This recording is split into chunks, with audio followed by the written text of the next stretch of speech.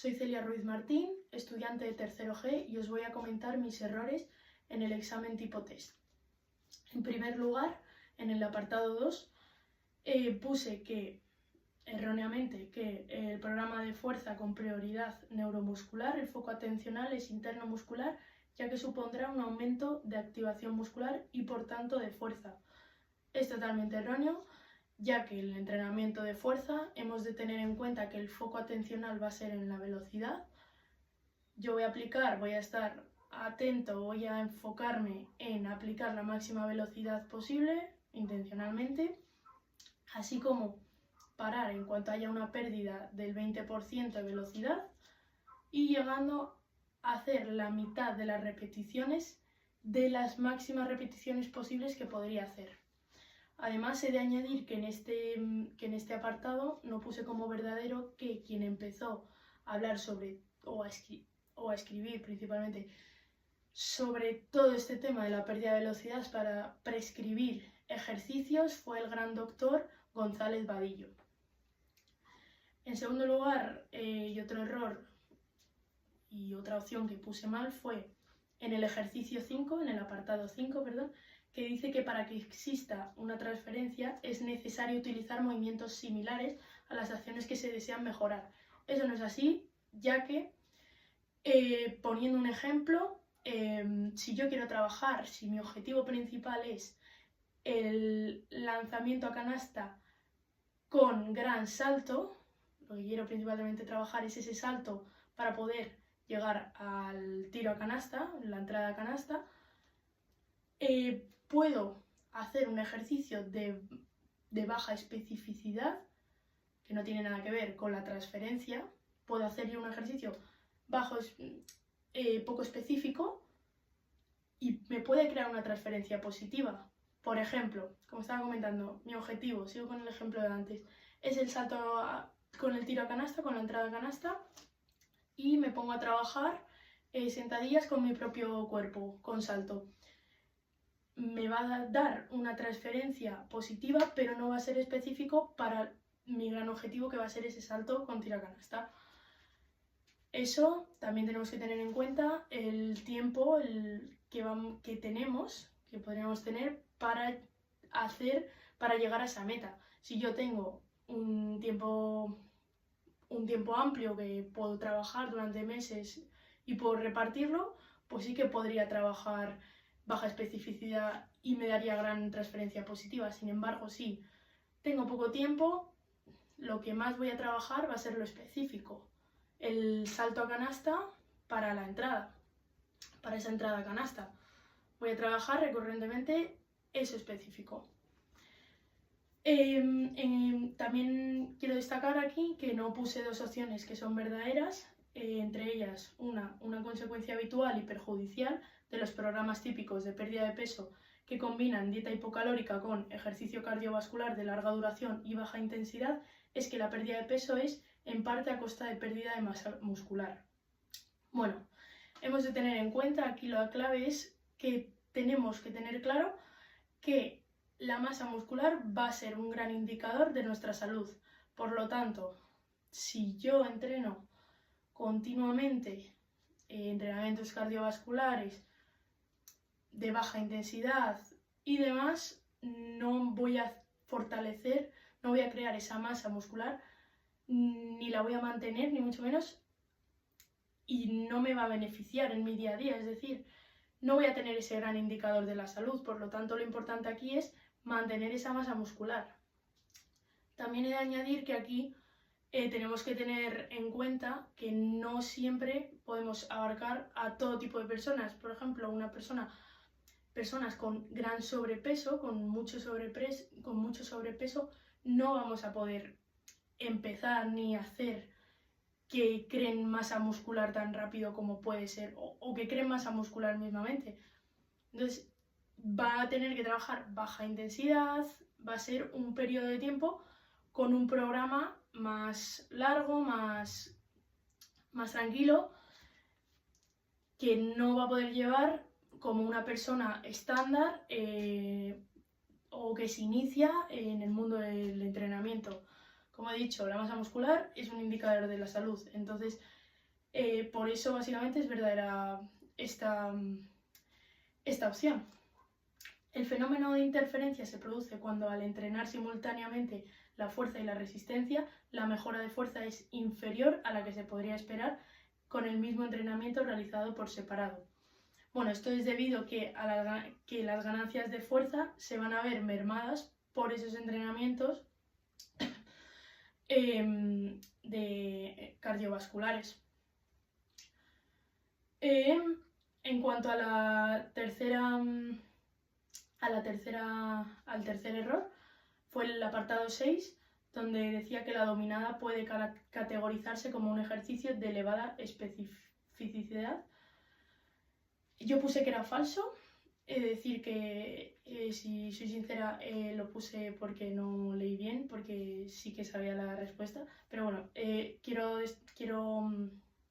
concretar que, bueno, que era verdadero, porque para las personas cuya prioridad es muy parecido al anterior de la transferencia y el ejemplo que he puesto. Porque aquí, por ejemplo, si mi objetivo es si mi objetivo final es trabajar las dominadas, lo que voy a necesitar muy específicamente para trabajar las dominadas va a ser trabajar esas mismas dominadas. Entonces, sí que son de alta especificidad para personas que quieran trabajar las dominadas. En cuanto al próximo error, en el apartado 10, yo puse que lo mejor para optimizar los levantamientos en alguien experto es priorizar el foco en estas tres cosas: contraer a tope, técnica perfecta y máxima velocidad. Esto es imposible, ya que no puedo, ya que la consecuencia de un foco velocidad no es compatible con la consecuencia del foco muscular. Es decir, si yo estoy en un levantamiento y tengo que estar al foco velocidad porque mi prioridad va a ser la fuerza, no voy a estar tan bien, no me va a ser compatible el foco muscular, no me va a beneficiar de nada.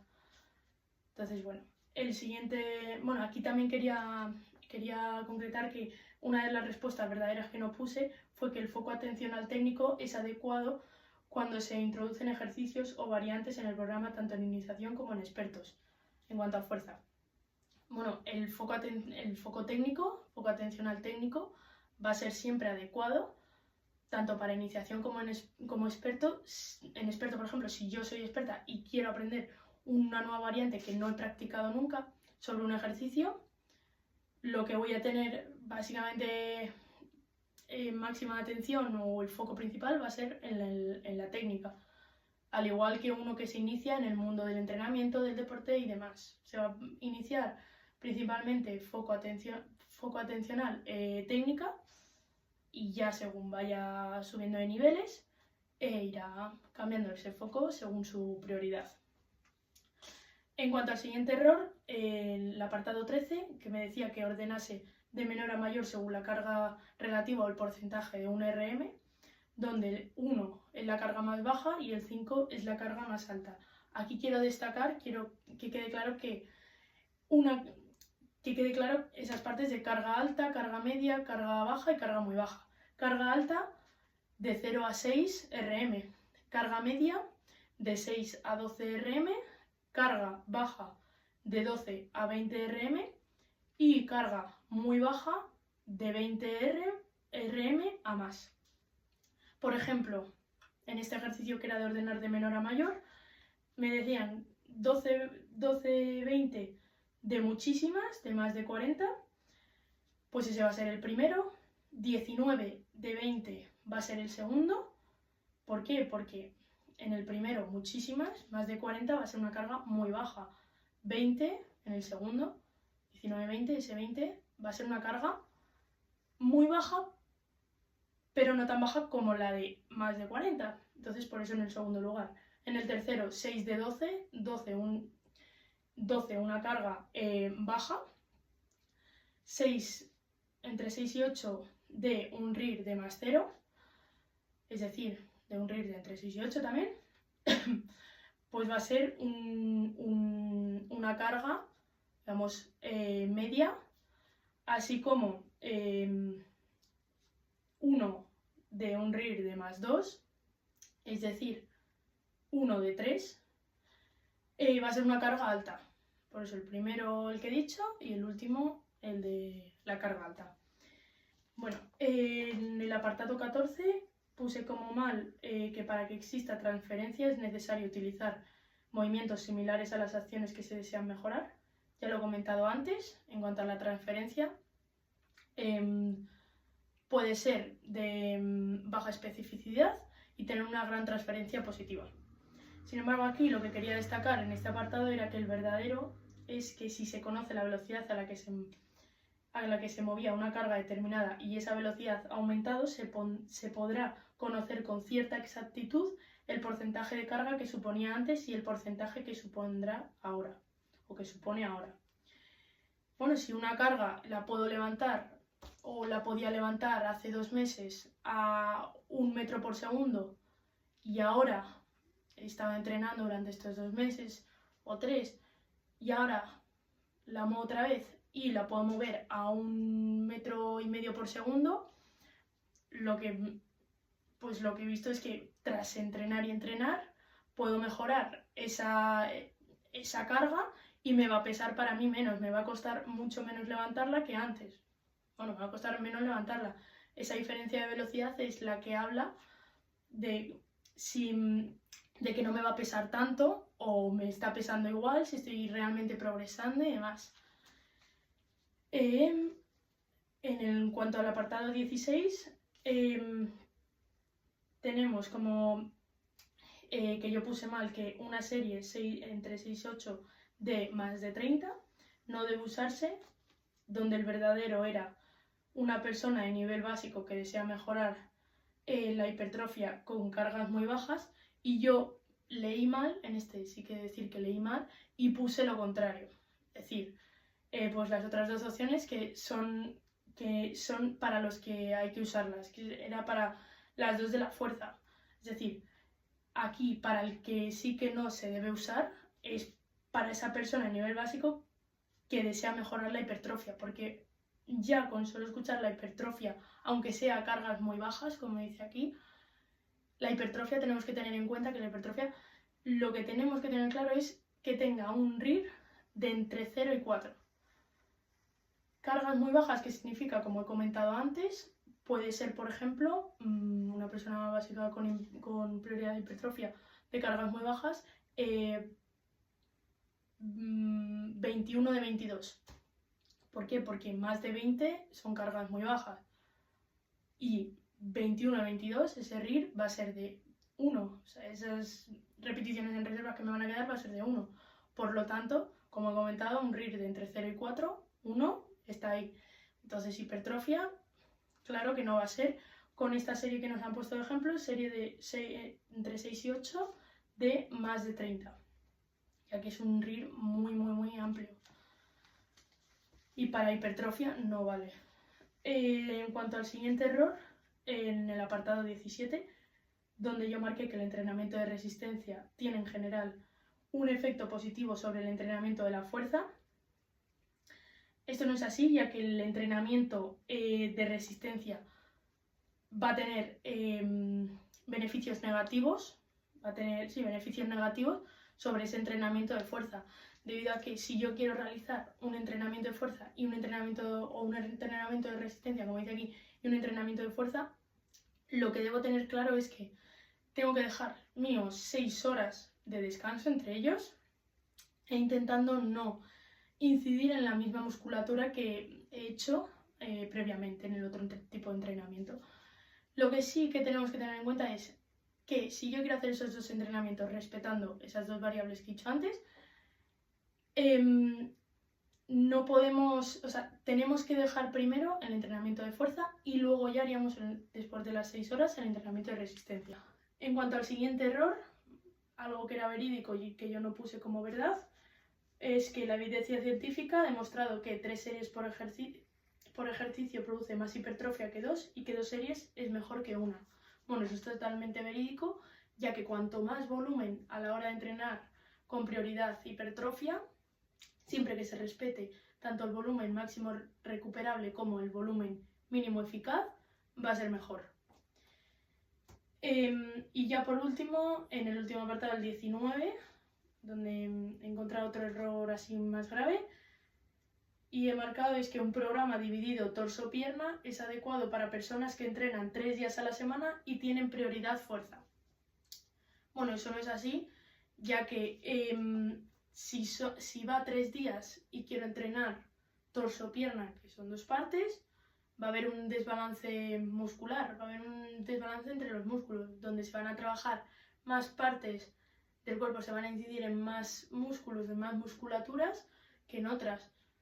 Por ejemplo, en esto para explicarlo mejor, si voy 3 días y voy a hacer torso y pierna, quizás haga torso, pierna, torso, lo cual llevarán a 2 días de torso y 1 de pierna, por eso ese desbalance.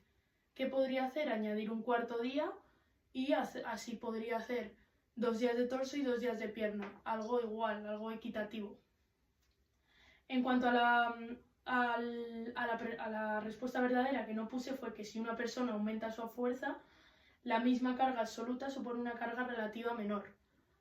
Esto lo voy a explicar con un ejemplo. Por ejemplo, si yo hace 3 meses levantaba mi 1RM, era 50 kilos en peso muerto, y ahora que he ido entrenando, trabajándolo, progresando y demás, después de 3 meses cojo y los 50 ya no me cuestan tanto como antes, me va a bajar ese porcentaje relativo de 1RM. Es decir, quizás si antes, hace 3 meses, era mi 100%, era mi 100% de 1RM, esos 50 kilos, ahora que me cuesta menos, pues podrá ser un 80%, un poquito más, o un poquito menos, un 80% más o menos. Que podré levantar quizá 60 después de 3 meses. Eso es lo que quiere decir y por eso es totalmente verídico. Nada, muchas gracias y espero que haya servido.